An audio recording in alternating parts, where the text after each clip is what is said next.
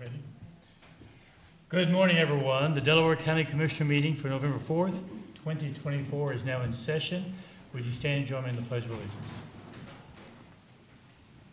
I pledge allegiance to the flag of the United States of America and to the republic for which it stands, one nation, under God, indivisible, with liberty and justice for all.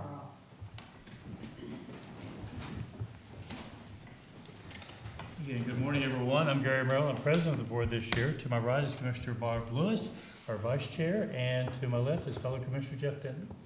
We have with us our administrator today, Tracy Davies, and Don Houston, our deputy administrator, and Eric Hostetler, our deputy administrator. And with that, our clerks, Brandy, Jennifer, let's begin. Resolution number 24-895, in the matter of approving the electronic record of proceedings from regular meeting held October 31st, 2024. So moved. Second. Motion made in second. Discussion. Vote. Vote on motion 24-895. Mr. Merrill? Aye. Mr. Benton? Aye. Mrs. Lewis? Aye. We do not have any public comment today, so that brings us to item number 3. Resolution number 24-896, in the matter of approving purchase orders and now certificates and payments of warrants in batch number CM-APR 1001. So moved. Second. Motion made in second. Discussion. Vote. Vote on motion 24-896. Mr. Benton? Aye. Mrs. Lewis? Aye. Mr. Merrill? Aye. Resolution number 24-897, in the matter of recognizing November 2024 as Adoption Recognition and Recruitment Month in Delaware County. So moved. Second. Motion made in second. Discussion. Good morning, Commissioners. Bob Anderson, Job and Family Services. I did want to introduce some of our team. Jeff Self, our Administrator of Protective Services, Lynn Stacy, Supervisor over our Adoption and Placement Unit, and Alicia, and I'm sorry I didn't get Alicia's last name, but she's our intern that came over with us. Thank you for recognizing November as Adoption Recognition and Recruitment Month. In Ohio, it takes 100% heart to foster and adopt in Ohio. If it's okay, I was going to share a couple statistics, and then I'm going to ask Linda to come up and kind of fill in around what I say. So in Ohio, we have 3,300 kids, children living in out-of-home settings and awaiting adoption. In Delaware County, we have 4 children awaiting adoption. We have a total of 16 children in either temporary or permanent custody in the county. We currently have 27 licensed foster homes. 2 of those are foster only, 2 are adoption only, and then 23 who are dual foster to adopt homes. We've already celebrated this year 4 adoptions within our county, placing children in their forever homes, and we are anticipating 2 additional permanent custody cases before the end of the year. So with that, Hey, Bob, I have a question. You said 4 are waiting for adoption. Does that mean they're in the process of being adopted, or they have an interest in being adopted? they're in our permanent custody. 2 of those are already in adopted placement homes, and the other 2, Lynn and her team are working on placing them in an adopted placement home. Now let's Linda join us. Good morning, Lynn Stacy for the Department of Job and Family Services, excuse me. As Bob said, we have 4 kiddos. We have an 18-year-old young man who is autistic. We maintain permanent custody, and we still are actively looking for a permanent home for him with assistance from the Wendy's Wonderful Kids Foundation. We also have a 4-year-old little girl who 5, just turned 5, little girl whose case is currently under appeal by the birth mother. We also work with other states. We do Interstate Compact for Placement of Children, or ICPC process, and we have right now 4 kiddos who we are working with. A little boy from West Virginia who is 4. He will be adopted by his aunt, hopefully right after the first of the year. A 4-year-old little boy and his 2-year-old sister. They are placed in an adoptive home here where the adoptive parents previously adopted an older half-sibling. And we have a family of ours that adopted a little guy who's now about 2.5. They went to Texas, and they have an interstate placement of a 1-year-old. And they also went to the great state of Alaska, far, far away. Wow. And apparently brought back a little guy who's about 2.5 or 3. So they are expanding their family significantly through adoption. So whenever possible, we try to find family, kinship placements, et cetera, in order to maintain those family ties. So that's what we are doing. We're continuing to license new homes. I think we have 6 or 7 on the horizon. Obviously, sometimes families fall off. They retire from foster care or adoption, and we certainly recognize and appreciate everything they do for all of our kids and for the county.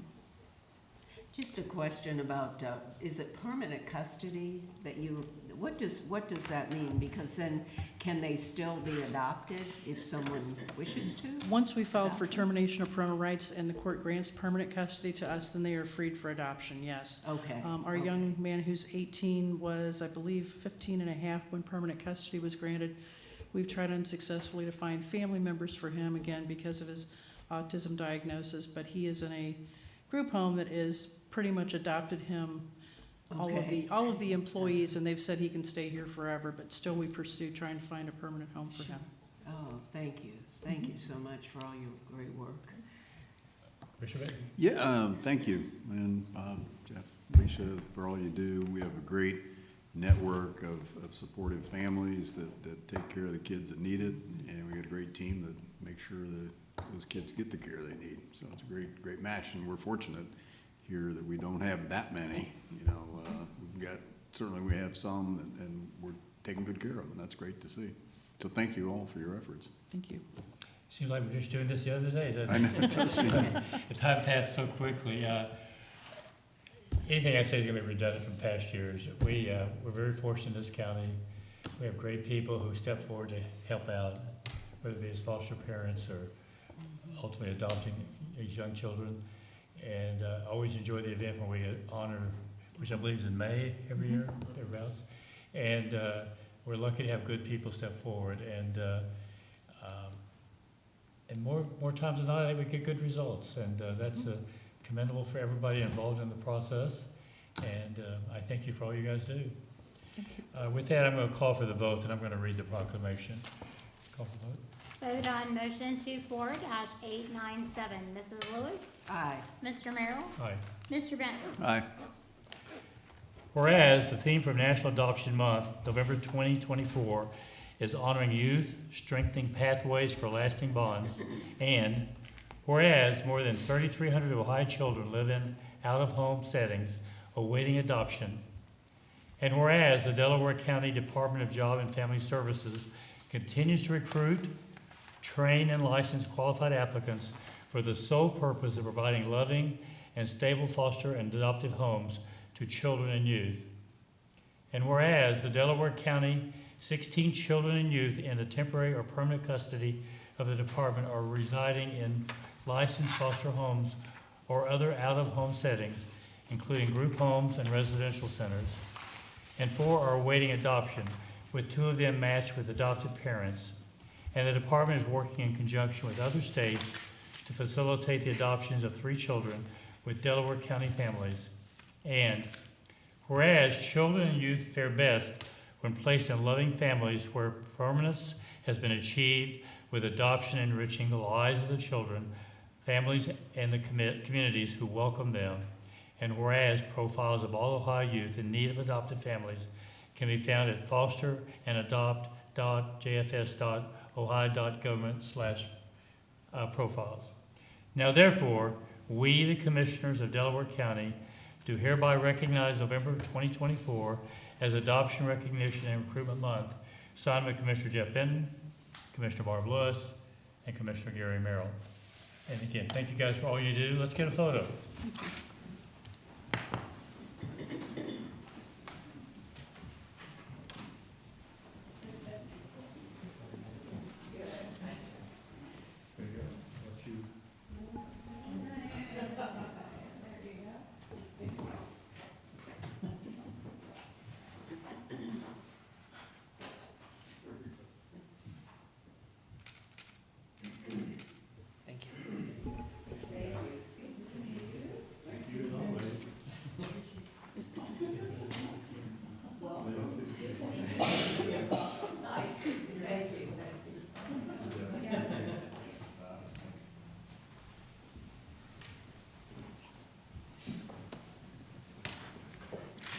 Let's continue.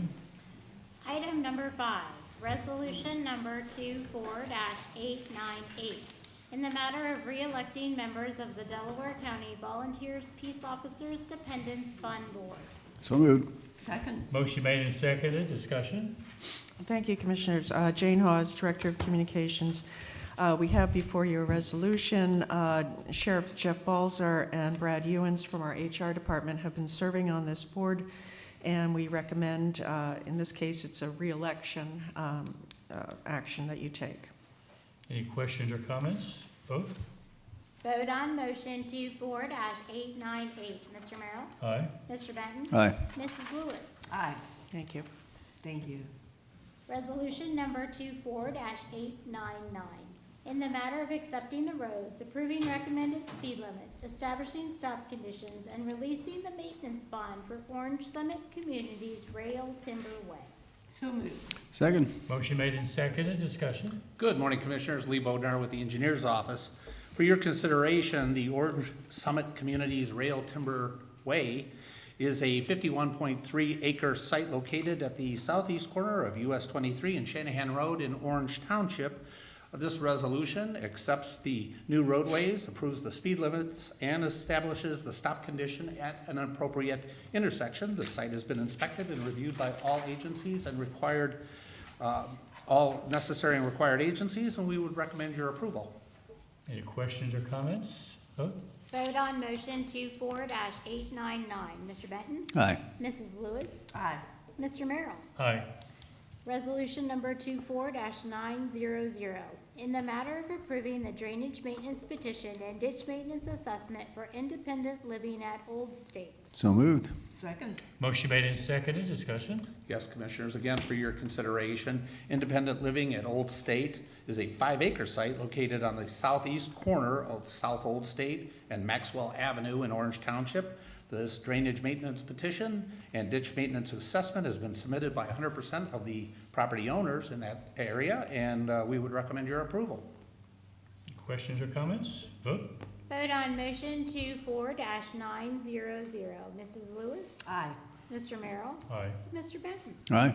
Resolution number 24-901, in the matter of approving right-of-way work permit summary sheet. So moved. Second. Motion made and seconded, discussion? Yes, Commissioners, again, for your consideration, this is 6 standard utility right-of-way permits with nothing remarkable to share. Okay. Any questions or comments? Call for the vote? Vote on motion 24-901. Mr. Merrill? Aye. Mr. Benton? Aye. Mrs. Lewis? Aye. Thank you, Commissioners. Thank Thank you. That brings us to administrator reports. Good morning, Commissioners. Tracy Davies, Administrator.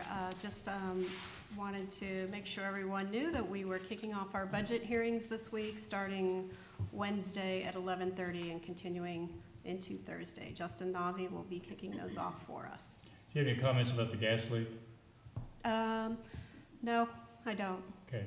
unless there's anything you want me to add. I know that there was a gas leak in the city of Delaware earlier this week, and our EMA group was doing a great job handling that, Alex McCarthy and team. Don? I just wanted to remind everybody, open enrollment ends on Friday at 5 p.m. So if you haven't gotten into Employee Navigator, please do so. We had 4 open enrollment meetings last week that were very well attended, and hopefully we were able to get out some additional information for people as they're making their selections for 2025. Very good. Eric, you have anything? Commissioner Lewis? I have nothing. Commissioner Benton? Just a couple other things. Obviously, I was going to mention the budget hearings, big, important process that we go through, and Justin and his team, and quite honestly, all the department heads and elected officers are working on that and doing a really nice job of getting through it. Went to the Berkshire Park ribbon cutting on Saturday morning. They have a new park right across from their old township hall, right across the parking lot. And it's a huge playground, very soft, very nice material, and very safe, you know, for kids who happen to fall off the equipment. But very nicely done. The trustees were very proud that it was done with no levy, no just cash reserve. So congratulations to them. They do have another phase that is in the works that will be started here pretty soon, that's going to include pickleball and basketball and tennis courts. So again, congratulations to those residents and trustees who've worked hard to put a really nice park together in a great location. Also went to the Lifelong Learning Institute, which is an Ohio Wesleyan community collaboration to teach non-credit courses on various topics. And I went to Perkins Observatory Friday evening with one of our granddaughters, and it was just a really nice event. There were probably 40, 50 people there, and you got to look through the telescopes, and we got to see Saturn and the rings around Saturn, and really a clear night, and it was just really a nice thing. So I would urge everyone to look into Lifelong Learning Institute, just a modest cost to go to those things. And they're very interesting, very well done. And then there is something called the election tomorrow that I'm sure nobody knows about or has heard about, but it's finally here. And I would encourage everyone who hasn't voted yet. Apparently, roughly half the country has already voted, and that's, I guess, good from a processing standpoint, but encourage everyone to vote. Very, very important election. And that's all I got. Participated in the Veterans Parade yesterday. According to the information I got Thursday from Margot, 1,500 people were in the parade. Now, that could have changed from Thursday when I got the text. And 188 units, which I assume is vehicles or tractors or whatever, was in the parade. And from where I was, it was at 3:28. The parade started at 3 before we moved. Gives you some idea of the number of participants in the parade. It was probably another 15 minutes behind us. I thought it was well attended, and I can't say enough about Margot Michaels and the time she puts into this year after year after year. She's a bulldog in getting it coordinated and done, and I see her scurrying around trying to keep everything moving and going in the right direction. And again, we had a very successful Veterans Parade yesterday. A lot of people were on the streets, especially once you got a little 2 or 3 blocks north of here, down through downtown. And that's really all I have. I have one Okay. thing, sorry. I just remembered. The new Sunbury Police Station has its opening at 4 o'clock this Thursday, and the mayor will be making comments at 4:30. Thank you. And the other thing I will add is I believe the green light on our front will start tonight for the week in honor of our veterans. So it's a small way of us showing our support. And with that, we have Morpsey coming at 10:30. So without objection, I'm going to have us go ahead and go into executive session, and then we will come back out after that. Resolution number 24-902, in the matter of adjourning into executive session for consideration of purchase of property or for public purposes, or to consider the sale of property at competitive bidding. So moved. Second. Motion made in second. Discussion. Vote.